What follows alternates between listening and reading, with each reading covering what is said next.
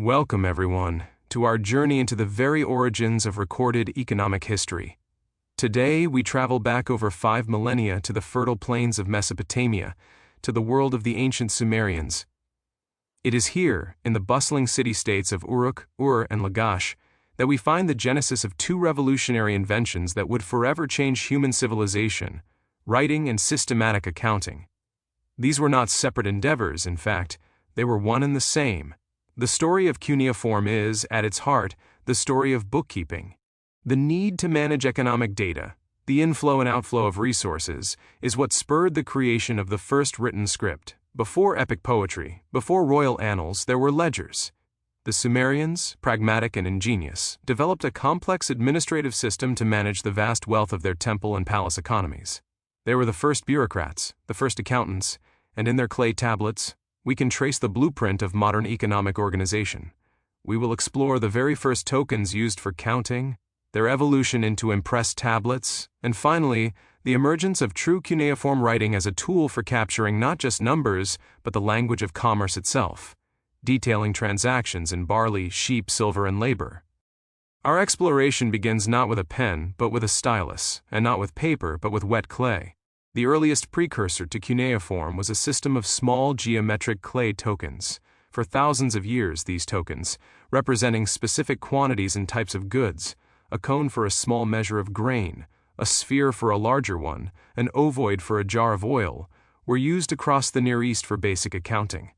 Think of them as the Stone Age version of an invoice or a barcode. They were often stored in hollow clay balls called bulli, which acted as sealed contracts or shipping documents. The tokens inside represented the debt or the goods promised, and the sealed envelope prevented tampering. The outside of the bulla was often marked with the seal of the responsible official, adding a layer of security and authentication. This system worked for a simple economy, but as the Sumerian city-states grew in complexity, with vast temple and palace institutions overseeing thousands of acres of land, herds of animals, and scores of laborers, a more efficient method was desperately needed. The breakthrough came when a nameless accountant realized that instead of enclosing the tokens, he could impress their shapes onto the surface of a flat clay tablet before it hardened. With one simple act, the three-dimensional token became a two-dimensional sign, and the concept of a permanent visible record was born. This act of impressing tokens evolved rapidly. Scribes soon found that using the sharpened end of a reed stylus to make marks in the clay was faster and more versatile than using the tokens themselves. They began by pressing the stylus into the clay at different angles to create a repertoire of wedge-like impressions. The word cuneiform itself comes from the Latin cuneus, meaning wedge. Initially, these signs were pictographs, straightforward drawings of the objects they represented: a head for a head of cattle, a jar for oil. But the true genius of the Sumerians was in the abstraction and expansion of this system. The limitations of drawing on clay, combined with the need for speed, led to the stylization of these pictures until they became unrecognizable from their origins. More importantly, the system evolved from representing only objects and quantities to representing sounds and abstract concepts. This was the leap from mere accounting to true writing. A sign could now be used for its phonetic value, allowing scribes to record personal names, places, and eventually, full sentences. This phonetic adaptation was crucial for documenting the complexities of legal contracts, loans, and court judgments, moving the record beyond simple lists of commodities into the realm of enforceable economic agreements. The content of these early tablets provides a stunningly detailed window into the Sumerian economy, which was primarily a command economy centered on the two great institutions: the temple and the palace. Thousands of tablets from the city of Uruk, dating to around 3200 BCE, are almost exclusively administrative. They record the distribution of rations to workers, barley, oil, and wool, in carefully calculated amounts. They detail the management of agricultural lands, listing plots, expected yields, and actual harvests. They track the movement of livestock, from birth to shearing to slaughter. One tablet might record the issue of raw wool to women for spinning into thread, while another would account for the resulting cloth. This was a system of meticulous control and accountability. The scribe, or dubsar in Sumerian, was a key figure in this hierarchy. His training was long and arduous, but it granted him a position of immense importance. He was the human processor of economic data, ensuring that the complex machine of the state functioned smoothly.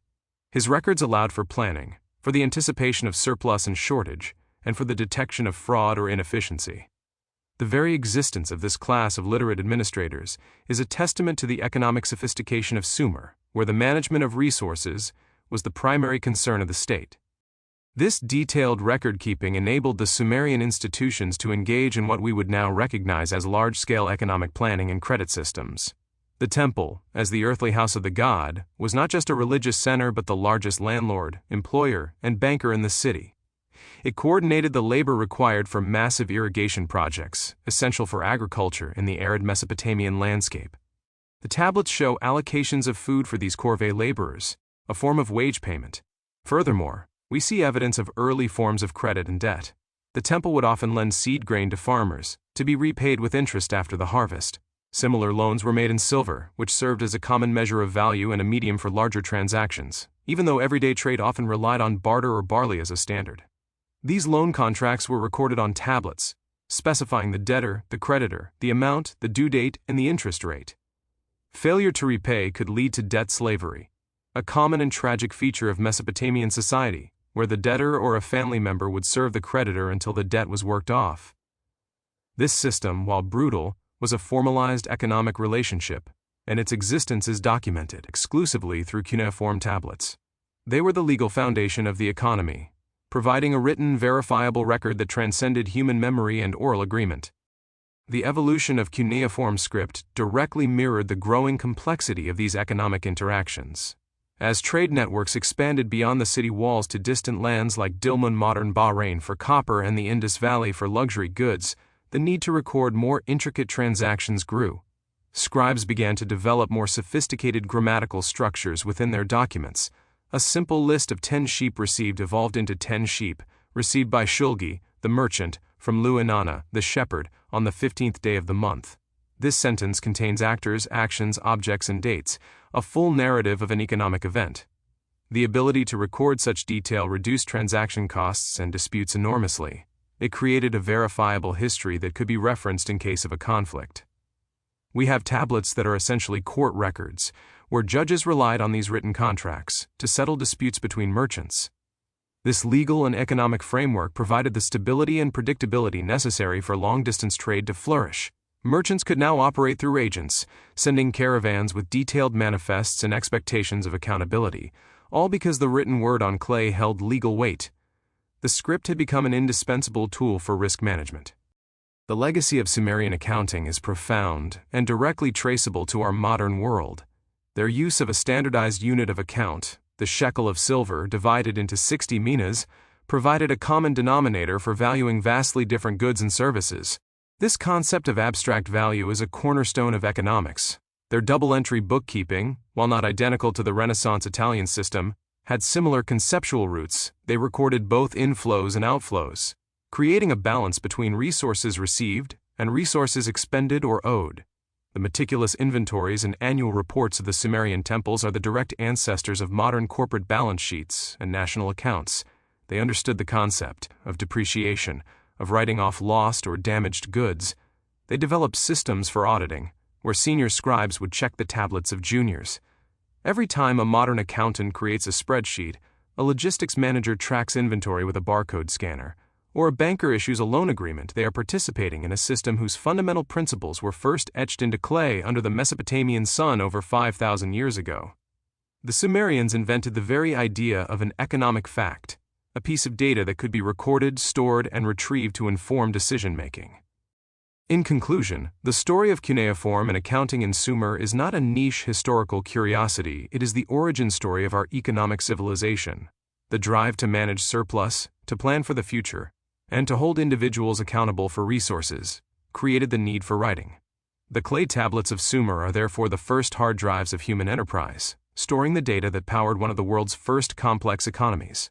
They show us that at the very foundation of civilization lies not the sword of a king or the prayer of a priest, but the ledger of a scribe. It was in the counting houses of Uruk and Ur that humanity first learned to impose numerical order on the chaotic flow of resources, a practice that has defined our world ever since. The echo of that first wedge-shaped mark in clay resonates in every financial transaction we make today. Thank you for joining me on this fascinating exploration of the very dawn of economic history.